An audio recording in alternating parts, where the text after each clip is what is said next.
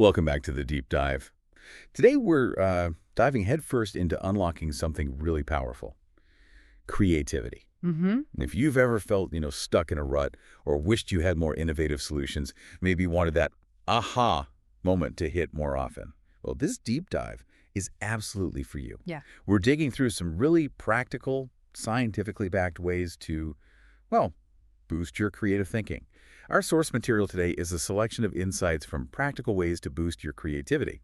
And our mission, like always, is to pull out the best nuggets of knowledge, the important bits, and turn them into actual strategies, things you can use right away. And what's really interesting here, I think, is that these aren't just, vague ideas. They're really rooted in psychology and neuroscience. Right. Each method we'll talk about is designed to literally encourage your brain to make new connections, to break down those mental blocks. Those stubborn ones. Exactly. And genuinely shift how you see things. It's about really enhancing your creative capacity effectively, helping your brain build new paths for ideas. Rewiring your brain, basically. I like that.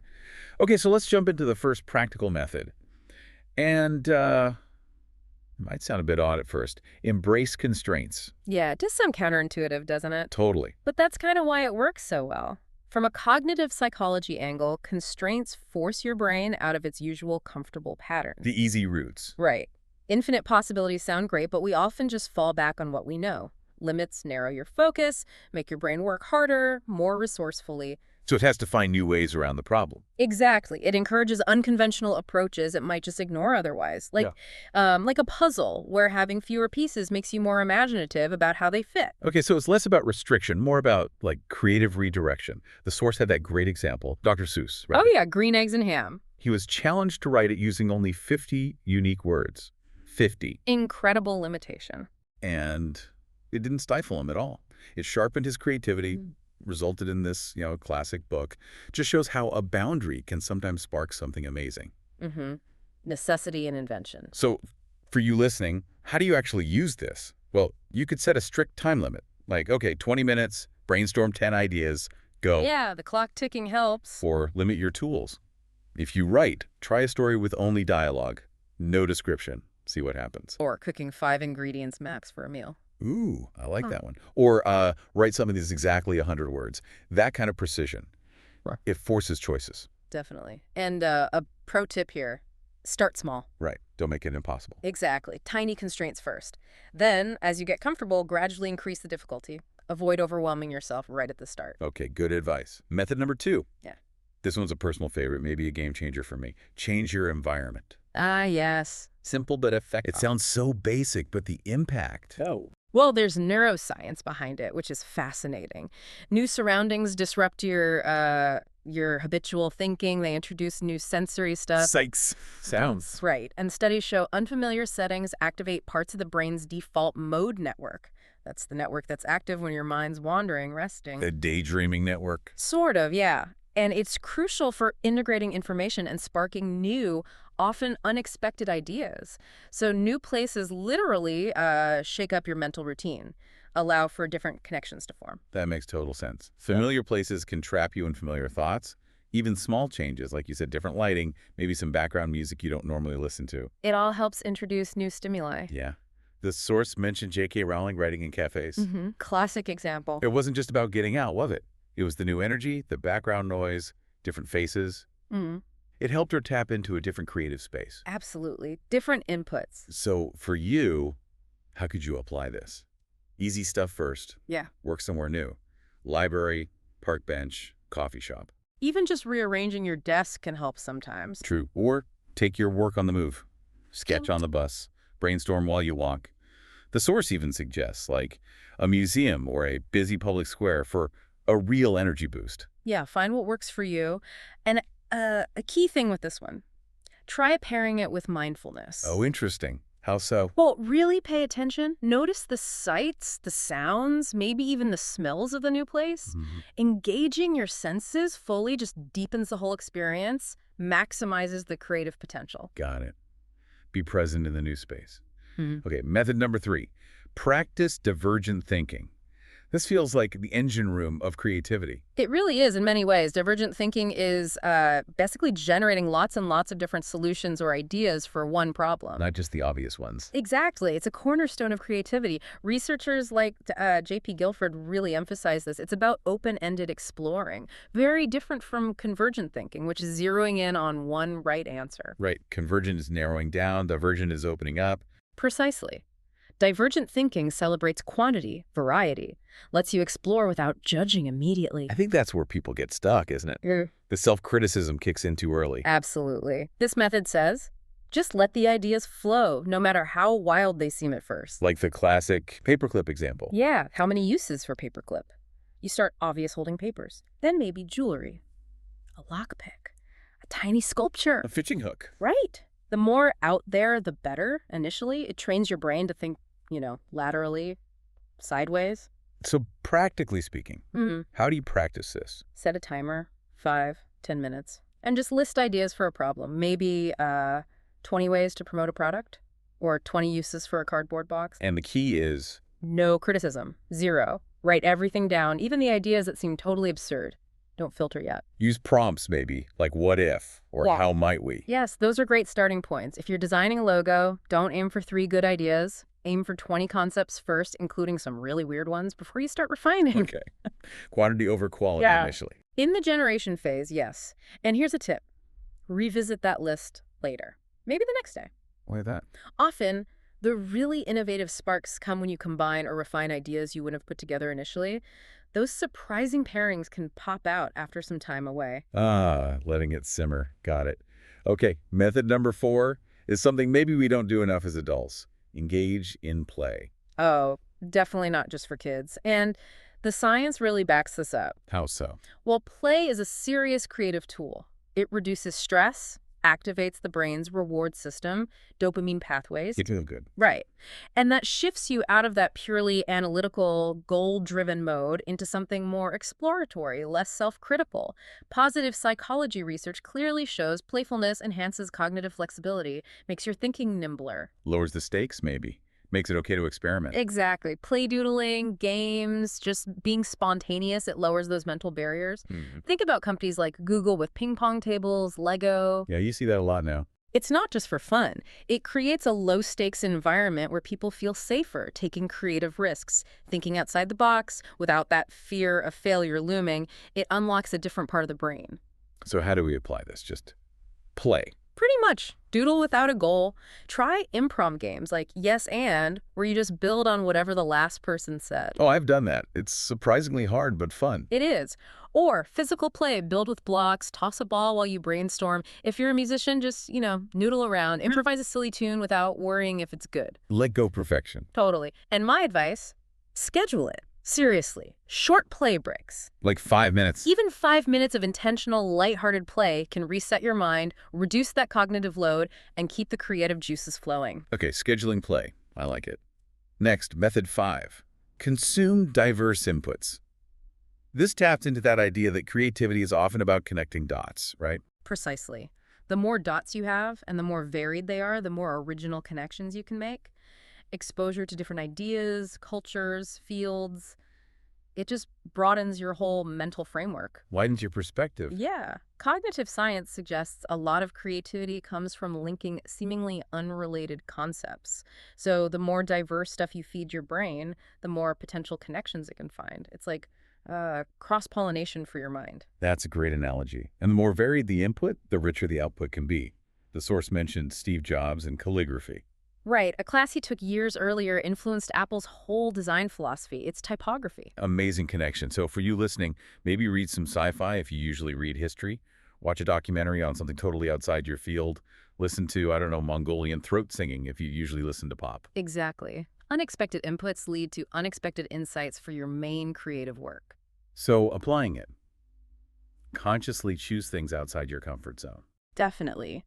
Pick up a book on quantum physics or medieval poetry, watch films from different cultures, different eras, go to a workshop on something you know nothing about. Like if you're a graphic designer. Maybe explore architecture or biology. Perfect examples. Look for patterns, forms, structures, in unrelated fields. You'd be surprised what translates. And a practical tip for this. Keep a swipe file. What's that? Could be digital, could be a notebook. Just a place where you collect interesting things, you encounter images, quotes, ideas, articles, anything that sparks your interest from these diverse sources. It becomes your personal inspiration well. Love that. A personal wellspring. Okay, method 6. Often overlooked, especially now, take breaks. So crucial. And the why is really powerful here. Stepping away lets your subconscious chew on the problem. The incubation effect, right? Exactly. That's the term cognitive science uses. Solutions often pop up after you stop consciously working on something. Your brain keeps processing in the background, making new connections without you forcing it. We've all had that experience, haven't we? Staring at a problem, getting nowhere. Mental fatigue sets in, kills creativity. Then you go for a walk, take a shower, do the dishes, and boom, the answer appears. Right, because you disengage the conscious effort and let your mind wander. That's often when the breakthroughs happen.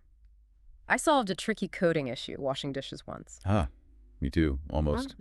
So, applying it, what kind of breaks work best?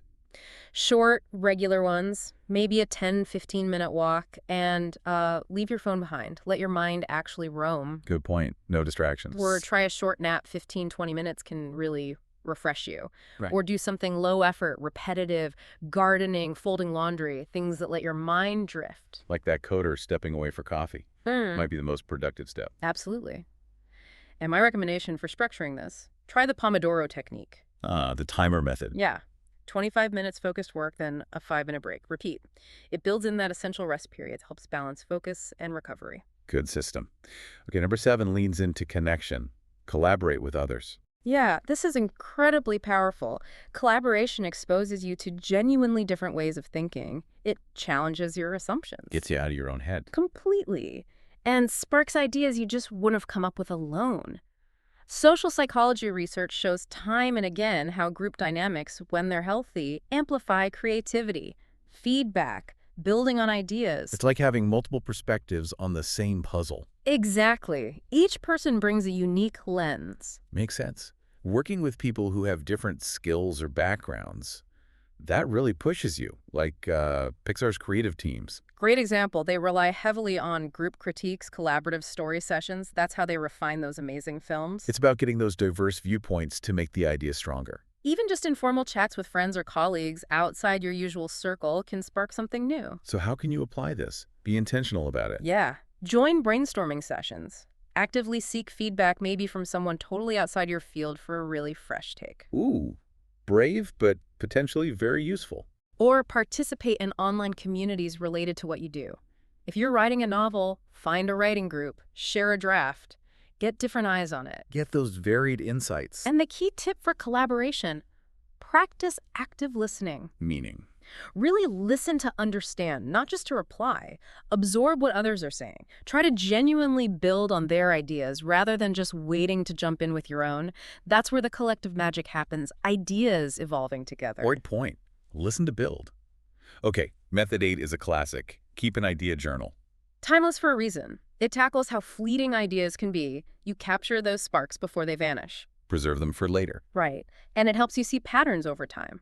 Plus, studies suggest writing ideas down actually reduces cognitive load. You offload the remembering tasks. Frees up your brain to make new connections. Like an external hard drive for ideas. Exactly. An external brain. And ideas pop up anywhere, don't they? Walking, waking up, on the train. All the time. So a journal, physical notebook, digital app, whatever works becomes your consistent place to catch them.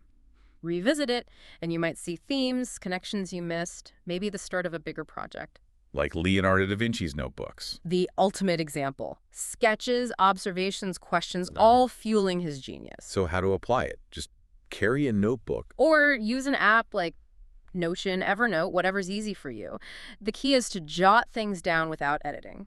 Quotes, sketches, questions, weird thoughts. Just capture it. No judgment. None. Then, maybe once a week, flip through it, see what resonates, what connects. If you're an entrepreneur, note down every single business idea, even the silly ones. Revisit them later, you never know. Good habit. Add a pro tip for this. Simple one. Date your entries. Ah, why? It helps you track how your thinking changes over time. You can see the evolution of an idea, which is really insightful. Nice. Okay, method 9 uses the brain's adaptability. Experiment with new skills. This one's really impactful. Learning totally new skills actually rewires your brain. Neuroplasticity, the brain's ability to change, is real.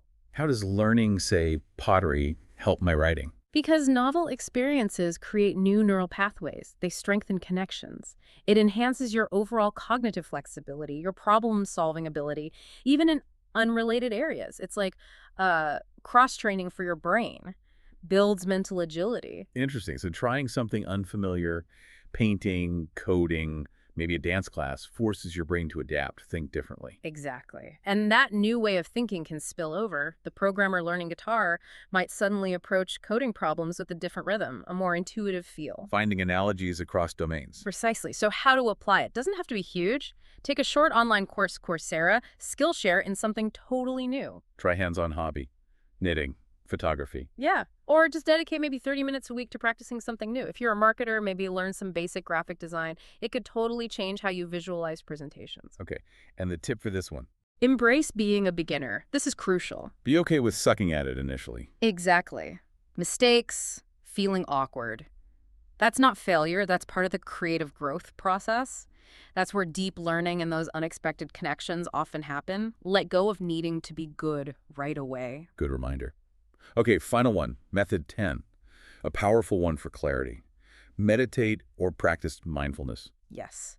Mindfulness works by reducing that internal mental chatter, enhancing focus. It creates a calmer space inside. Where ideas can actually surface. Exactly. Where intuitive insights are easier to hear. And neuroscience backs this up. Studies show meditation increases activity in brain regions linked to creativity, like parts of the prefrontal cortex. It literally makes your brain more fertile ground for new ideas. That's compelling. So creativity needs that calm, focused mind. It thrives in it. Yeah. These practices clear distractions, lower stress, help you tap into your subconscious, which is just full of novel ideas. It's why people like filmmaker David Lynch are big proponents of meditation for their work. Even short sessions can help.